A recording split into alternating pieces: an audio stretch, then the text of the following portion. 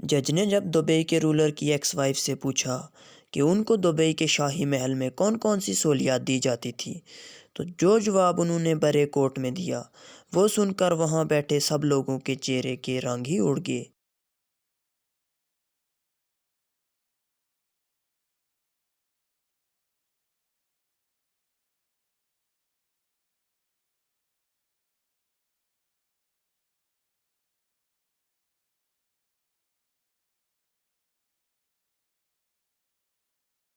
دوستو، الزان T V کی videos میں خوش آمدید۔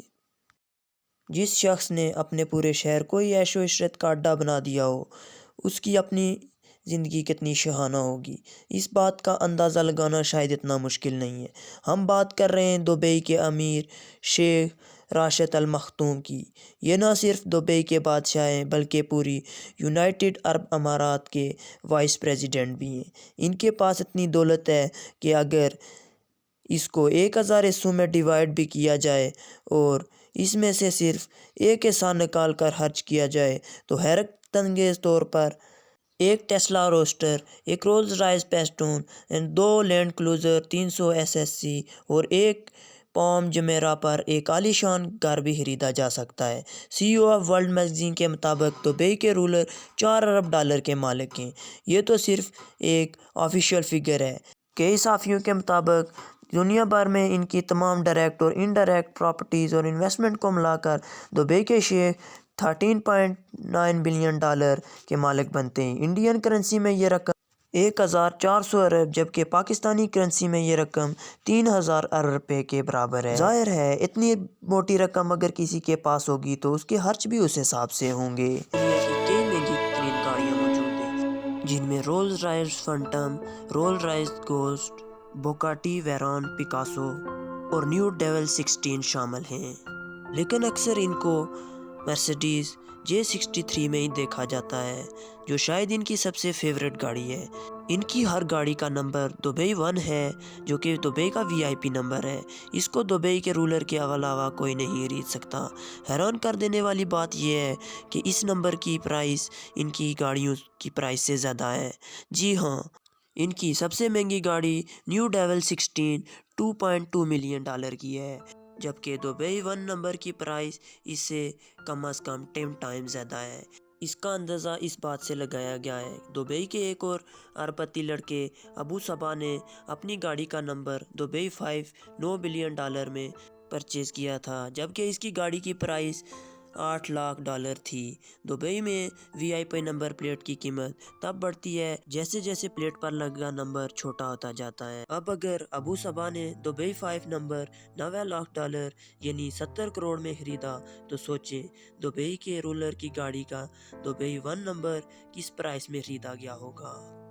گاڑیوں سے ہٹ کر اگر بات کی جائے تو شیخ محمد بن راشد دبئی میں ہی واقع زبیل پیلس میں رہتے ہیں۔ یہ 150 ایکڑ کا عالی شان ایریا ہے اور کئی چھوٹے بڑے محلات سے بھرا ہوا ہے۔